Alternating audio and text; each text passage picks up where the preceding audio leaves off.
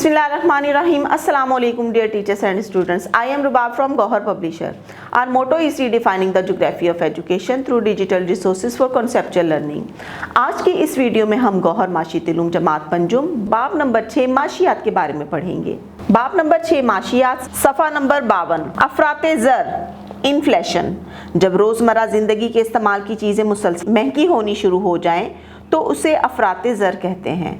तो बच्चों, इसमें बताया जा रहा है कि जिस तरह से आजकल के हालात में हमारे माशरे में महंगाई जो है वो बढ़ती ही चली जा रही है। हर दूसरे तीसरे दिन पता चलता है कि पेट्रोल की कीमत बढ़ गई और पेट्रोल की कीमत बढ़ जाने की वजह से तमाम अशिया में जो है वो इजाफा कर दिया जाता है, तमाम अशिया की कीमतों में इजाफा कर दिया जाता है। तो अफराते ज़र की 3 वजूहात हैं, आइए पढ़ते हैं। 3 कॉजेस ऑफ इन्फ्लेशन। तलब में इजाफा, डिमांड पुल इन्फ्लेशन, पैदावारी लागत में इजाफा, कॉस्ट पुश इन्फ्लेशन, किल्लत या कहत की वजह से महंगाई में इजाफा। इन्फ्लेशन ड्यू टू स्केर्सिटी और फेमिनी। तलब में इजाफे की वजह से महंगाई, डिमांड पुल इन्फ्लेशन। अफराते ज़र यानी महंगाई में इजाफे की एक बड़ी वजह चीज़ों की तलब में इजाफा भी होता है। मसलन लोग ज़्यादातर गाड़ियाँ खरीदते हैं, ज़्यादा मोटरसाइकिलें इस्तेमाल करते हैं, जिसकी वजह से तेल की तलब डिमांड में इजाफा हो जाता है। तेल चूँकि महदूद वसाइल में से एक है और बेहिसाब मुहैया नहीं किया जा सकता, इसीलिए तेल की कीमत बढ़ जाती है। सफ़ा नंबर 93। जब तेल की कीमतें बढ़ती हैं तो मंडियों में मौजूद हर चीज़ की कीमत बढ़ जाती है, क्योंकि हर चीज़ को एक जगह से दूसरी जगह ले जाने के लिए ट्रकों और गाड़ियों की ज़रूरत पड़ती है और तमाम गाड़ियाँ तेल यानी पेट्रोल पर चलती हैं। महंगाई की ऐसी वजह को तलब में इजाफा, डिमांड पुल इन्फ्लेशन कहा जाता है। तो बच्चों, आपको समझ में आया, जैसे कि मैंने अभी बताया कि जिस तरह से तेल की कीमत को सिर्फ बढ़ा देने से हर चीज़ की कीमत बढ़ जाती है। हर चीज़ की सप्लाई जो है वो किसके ज़रिए हो रही होती है? गाड़ियों के ज़रिए हो रही होती है। पैदावारी लागत में इजाफे की वजह से महंगाई, कॉस्ट पुश इन्फ्लेशन। महंगाई की इस वजह में चीज़ों की पैदावारी लागत यानी चीज़ों की तैयारी पर आने वाले खर्च में इजाफा हो जाता है।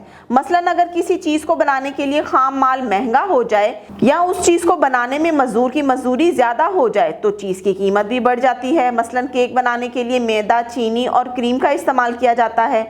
अब अगर मैदा, चीनी और क्रीम की कीमतें बढ़ जाएं तो केक की कीमत खुद ब खुद बढ़ जाएगी। यानी केक बनाने के लिए पैदावारी लागत में इजाफे के साथ ही केक की कीमत भी बढ़ गई।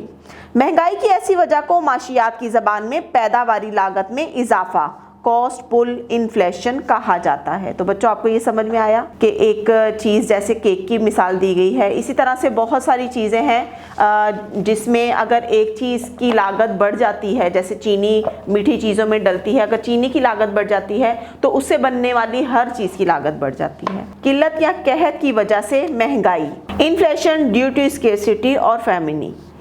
बाज़ औक़ात अशिया और खिदमात की किल्लत की महंगाई में इजाफे का बाइस बनती है, लेकिन ऐसी महंगाई अक्सर वक्ती होती है। जब अशिया और खिदमात की रसीद, सप्लाई मामूल पर आ जाए तो कीमत भी वापस मामूल पर आ जाती है। किल्लत या कहत भी 2 किस्म के होते हैं। तो बच्चों, किल्लत या कहत की वजह से महंगाई से क्या मुराद है?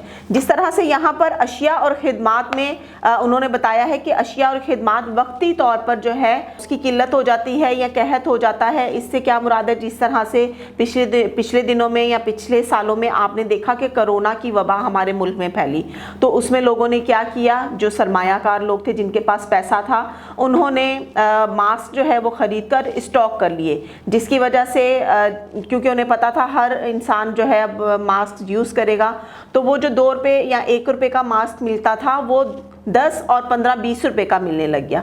तो ये वक्ती तौर पर क्या थी? हमें इसकी किल्लत का सामना करना पड़ा था वक्ती तौर पर। इसी तरह से खिदमात में अगर हम देखें तो उन्हीं दिनों में मैं इसी सिचुएशन को बयान करूंगी कि उन दिनों में हमें डॉक्टर्स की खिदमात की भी किल्लत का सामना करना पड़ा था। तो किल्लत इसी को कहते हैं कि अशिया या खिदमात में या किसी भी चीज़ में किल्लत यानी कि कमी वाक़या हो जाना, हमारी डिमांड ज़्यादा होना लेकिन हमें वो चीज़ें प्रोवाइड वक्त पर ना होना।